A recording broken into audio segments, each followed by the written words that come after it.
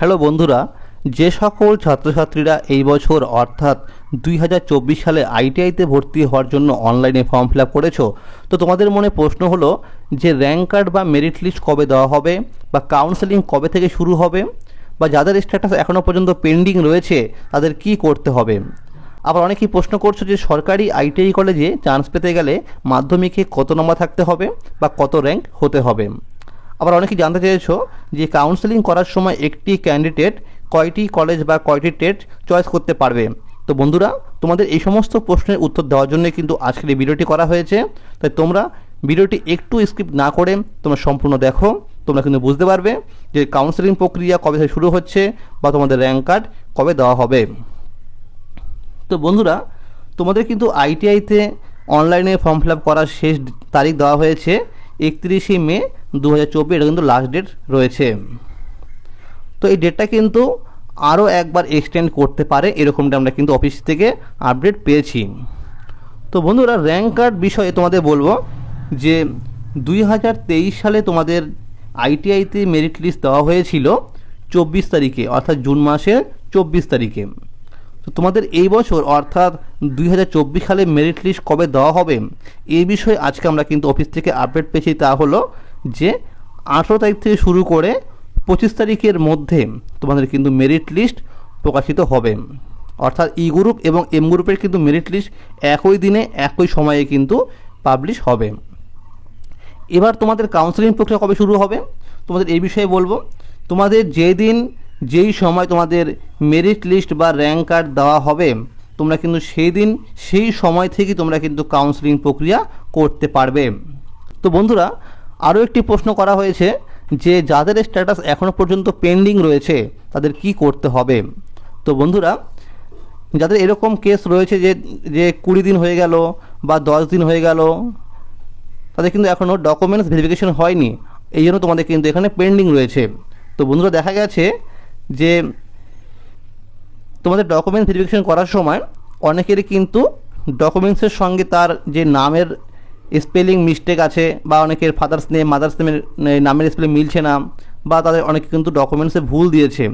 এরকম অনেকে দেখা যাচ্ছে যে কাস্ট সার্টিফিকেট জায়গায় কিন্তু সে মাধ্যমিকের অ্যাডমিট কার্ড আপলোড করে দিয়েছে। আবার এরকম অনেকে আছে যে আধার কার্ডের জায়গায় মাধ্যমিকের অ্যাডমিট কার্ড বা সার্টিফিকেট আপলোড করে দিয়েছে।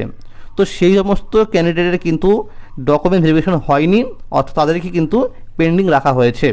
তাদের উদ্দেশ্যে বলা হয়েছে যাদের এরকম কেস আছে, তাদের এখনও পেন্ডিং রয়েছে, অনেক দিন হয়ে গেল, তাদের কিন্তু অবিলম্বেই তাদের নিকটবর্তী আইটিআই কলেজে কিন্তু ডকুমেন্টস নিয়ে যোগাযোগ করতে বলা হচ্ছে।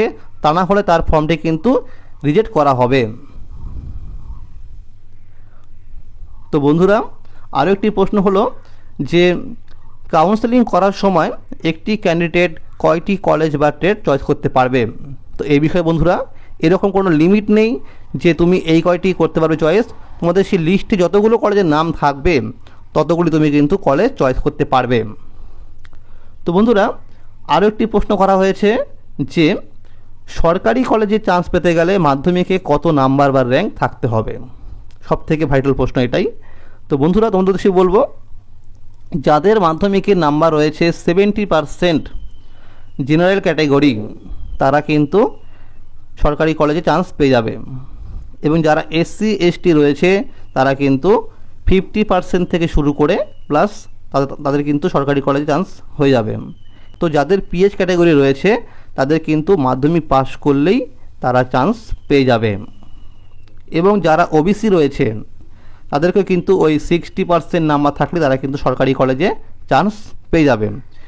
তো বন্ধুরা, যারা ভিটিসি ক্যাটাগরি রয়েছে অর্থাৎ ভোকেশনাল ক্যাটাগরি, তাদের কিন্তু মাধ্যমিক পাস করলেই তারা যে কোনো কলেজে যে কোনো ট্রেডে তারা কিন্তু 100% চান্স পাবে, যদি একটু ভালো করে কাউন্সেলিং করতে পারে। সব থেকে মেন হচ্ছে কাউন্সেলিং প্রক্রিয়া। যে ভালো করে কাউন্সেলিং করতে পারবে সে কিন্তু আগে চান্স পাবে। কারণ দেখা গেছে মাধ্যমিকে বেশি নাম্বার থাকা সত্ত্বেও বা র্যাঙ্ক কম থাকা সত্ত্বেও সে কিন্তু ভালো কলেজে চান্স পায় না বা ভালো ট্রেডে চান্স পায় না, কারণ সে কিন্তু কাউন্সেলিং প্রক্রিয়া ঠিক করে করতে পারেনি। তো বন্ধুরা, কাউন্সেলিং প্রক্রিয়া কিন্তু ভালো করে করতে হবে, তবেই তুমি কিন্তু ভালো কলেজে ভালো ট্রেডে চান্স পাবে। তো বন্ধুরা, তোমরা অনেকেই জানতে চেয়েছিলে যে কাউন্সেলিং প্রক্রিয়া কিভাবে হবে। তো তোমাদের উদ্দেশ্যে বলবো, তোমাদের যখনই কাউন্সেলিং শুরু হবে তার আগে কিন্তু ওয়েবসাইটে একটি নোটিশ দেওয়া হবে। সেখানে থাকবে যে তোমাদের ফার্স্ট কাউন্সেলিংয়ের রেজাল্ট কবে দেওয়া হবে, সেকেন্ড কাউন্সেলিংয়ের রেজাল্ট কবে দেওয়া হবে এবং থার্ড কাউন্সেলিংয়ের রেজাল্ট কবে দেওয়া হবে, এবং তোমাদের অ্যাডমিশনের ডেট সেখানে কিন্তু দেওয়া থাকবে। তো বন্ধুরা, তোমরা মনে রাখবে, তোমরা যখন কলেজ চয়েস ফিলিং করবে তারপরে তোমাদের কিন্তু ভেরিফাই লক করতে হবে। যারা লক করবে না তাদের কিন্তু কাউন্সেলিং প্রক্রিয়া শেষ হওয়ার পরেই অটোমেটিক লক হয়ে যাবে। এবার তোমাদের যখন কাউন্সেলিংয়ের রেজাল্ট দেওয়া হবে, তোমরা যখন কোনো কলেজ চান্স পাবে, তোমাদের কিন্তু একটা ডেট থাকবে। এই ডেটের মধ্যে তোমাকে কিন্তু অনলাইনে পেমেন্ট করতে হবে, তা না হলে তোমার সেই সিটটি কিন্তু, অর্থাৎ তোমার সেই অ্যালটমেন্টটি কিন্তু ক্যান্সেল হয়ে যাবে। তো বন্ধুরা, এই কাউন্সেলিং প্রক্রিয়া কিন্তু মনে রাখবে 3টে হয়, অর্থাৎ ফার্স্ট, সেকেন্ড, থার্ড কাউন্সেলিংয়ের। এবার যদি সিট থাকে তাহলে কিন্তু ফোর্থ কাউন্সেলিং করা হয়ে থাকে। দেখা গেছে যে প্রতি বছরই কিন্তু 4টে কাউন্সেলিং হয়েছে প্রথম স্টেপে। এবার ধরো তুমি কাউন্সেলিংয়ে 20খানা কলেজ চয়েস করেছিলে। এবার তুমি ধরো ফার্স্ট কাউন্সেলিংয়ে তুমি 6 নম্বরের কলেজে চান্স পেয়ে গেছো। এবার তোমার ইচ্ছা রয়েছে যে তুমি 1 নম্বরে যেটি কলেজ চয়েস করেছিলে তুমি সেই কলেজেই পড়বে। তবে তুমি কিন্তু অটো আপগ্রেডেশন অপশান পাবে, অর্থাৎ তোমার ওপর দিকে কলেজ, অর্থাৎ 1 থেকে 5 নম্বরে যে কলেজ রয়েছে তুমি কিন্তু সেই কলেজগুলোর মধ্যে আবার দ্বিতীয় কাউন্সেলিংয়ে তুমি কিন্তু বসার সুযোগ পাবে। এবার দেখা গেল তুমি ধরো দ্বিতীয় কাউন্সেলিংয়ে তুমি 3 নম্বর কলেজে পেয়ে গেলে, তাহলে তোমার কিন্তু ওপরের দিকে 1 আর 2 নম্বরের কলেজ রয়েছে। তুমি চাইলে থার্ড কাউন্সেলিংয়ে কিন্তু আবার বসতে পারবে উপরের দিকে 1 আর 2 নম্বর কলেজে চান্স পাওয়ার জন্য। কিন্তু যারা প্রথম কাউন্সেলিংয়ে বা দ্বিতীয় কাউন্সেলিংয়ে বা তৃতীয় কাউন্সেলিংয়ে 1 নম্বর কলেজে চান্স পেয়ে যাবে, সে কিন্তু অটো আপগ্রেডেশন করার সুযোগ পাবে না। এটা কিন্তু আইটিআই কলেজের কাউন্সেলিং করার একটা রুলস রয়েছে। তো বন্ধুরা, তোমরা মনে রাখবে যে যারা এই ফার্স্ট, সেকেন্ড, থার্ড, ফোর্থ কাউন্সেলিংয়ে চান্স পাবে তারাও কিন্তু পরবর্তীকালে স্পট কাউন্সেলিংয়ে বসার সুযোগ পাবে। অর্থাৎ ধরো তুমি প্রথমে কাউন্সেলিংয়ে ইলেকট্রিশিয়ানে পেয়ে গেলে চান্স, দেখা গেল 4টে কাউন্সেলিং হওয়ার পরে সিট ফাঁকা রয়ে গেছে। দেখা গেল যে তোমার বাড়ির সামনে একটি সরকারি কলেজে ইলেকট্রিশিয়ানে ফাঁকা আছে, তুমি কিন্তু চাইলে সেই কলেজে আবার স্পট কাউন্সেলিং করতে পারবে। তুমি কিন্তু সেই কলেজে অ্যাডমিশন নেওয়াটা সুযোগ পাবে। অর্থাৎ তুমি 4টে কাউন্সেলিংয়ের মধ্যে তুমি চান্স পেয়ে গেল, তুমি কিন্তু স্পট কাউন্সেলিংয়ে বসার সুযোগ পাবে। তোমাদের এই কাউন্সেলিং প্রক্রিয়ায় কিন্তু দুর্গাপুজোর আগে পর্যন্ত তোমাদের কিন্তু এই কাউন্সেলিং প্রক্রিয়া চলে।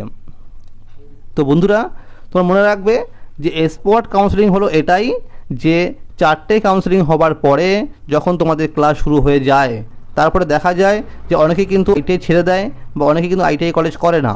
তো সেই সিটগুলোই কিন্তু পূরণ করা হয় স্পট কাউন্সেলিংয়ের মাধ্যমে। তো বন্ধুরা, আজকের এই ছিল আপডেট যে আইটিআই কলেজে ভর্তি হওয়ার জন্য তোমাদের মেরিট লিস্ট বা র্যাঙ্ক কার্ড তোমাদের কিন্তু জুন মাসের 18 তারিখ থেকে শুরু করে 25 তারিখের মধ্যে তোমাদের কিন্তু দেওয়া হবে। এটা কিন্তু অফিসিয়ালভাবে একটা আপডেট পাওয়া গেছে। তো বন্ধুরা, আমার চ্যানেলে কিন্তু আইটিআই বিষয়ে সমস্ত রকম আপডেট দেওয়া হয়ে থাকে এবং এই 2024 সালের আইটিআই কাউন্সেলিং কীভাবে করতে হবে, কীভাবে করলে তুমি সরকারি কলেজে চান্স পাবে, সমস্ত বিষয় কিন্তু স্টেপ বাই স্টেপ তোমার দেখানো হবে। তো যারা আমার চ্যানেল নতুন দেখছেন অবশ্যই চ্যানেলটিকে সাবস্ক্রাইব করে পাশে থাকবেন এবং যদি ভিডিওটি ভালো লাগে অবশ্যই লাইক করতে ভুলবেন না। ধন্যবাদ।